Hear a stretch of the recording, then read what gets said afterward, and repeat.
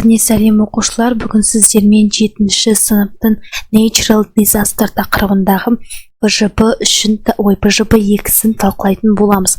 Каналға бірден тіркеліп, лайк басуды ұмытпа, комментарийге рахмет деп жазып кет. Сонымен бірінші тапсырмада бізге мына Natural Disaster туралы берілген, яғни циклондар туралы берілген. Енді осы циклондардың жауабын бірге белгілейік.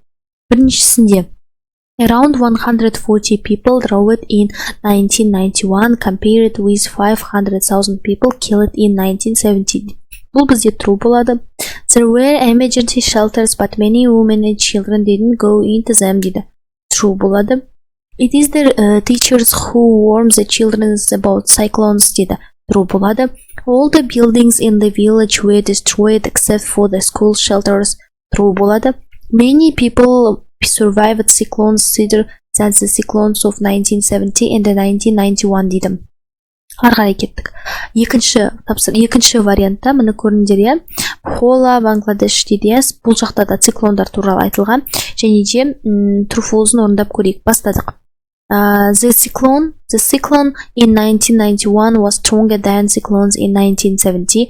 True болады. The cyclones in 1991 killed more people than cyclones 1970. False болады.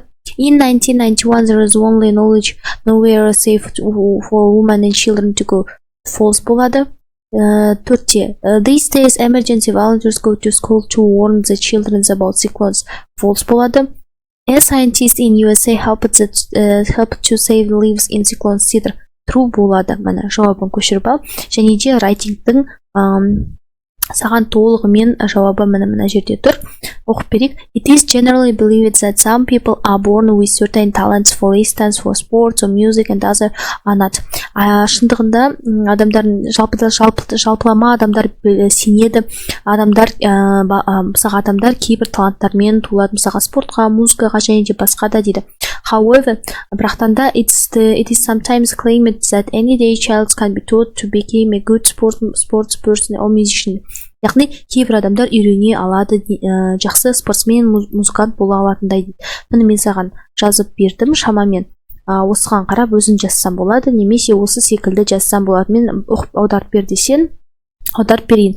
Some people believe that certain individuals are born with natural talents in areas like sports or music. Кейбір адамдар сенеді, адамдар туылады табиғи талантпен, мысалға спортқа және де музыкаға дейді. For example, famous athletes and musicians often show exceptional abilities from young age, which suggests that they have an inborn gift. Кейбір атлеттерден немесе музыканттардан біз көре аламыз, олардың жастайынан осындай туа біткен сыйға ие болғандығын дейді. These people seem to learn skills faster and perform better than others without much training. Бұл адамдар көрінеді, барлық дағдыны тезірек үйреніп алатындай, және де жақсы өнер көрсететіндей басқа тырысып жүрген адамдарға қарағанда дейді.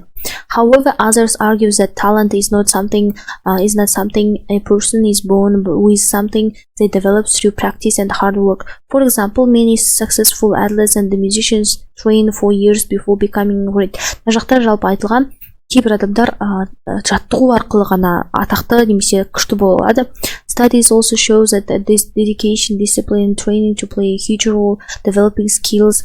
Яғни оқу да көптеген рөлді атқарады осы дағдыларды жақсартуда. Even if a child doesn't show talent at first, they can improve with effort and guidance. Яғни мына жерде айтылады, біз тырысу арқылы талантымызды аша аламыз дейді.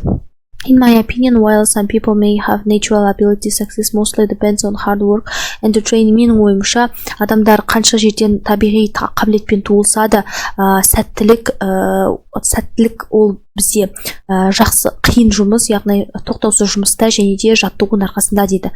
Talent alone isn't enough without practice and determination. Anyone can become skilled sports or music if they work hard and have right support дейді. Яғни адамдар қанша тырысып мына жерде жазған, қанша тырысып жақсы жұмыс жасаса, оларға және де қолдау көрсетсе, олардың барлығы жақсы таланттын жақсартып, сәтті адамға айнала алады дейді.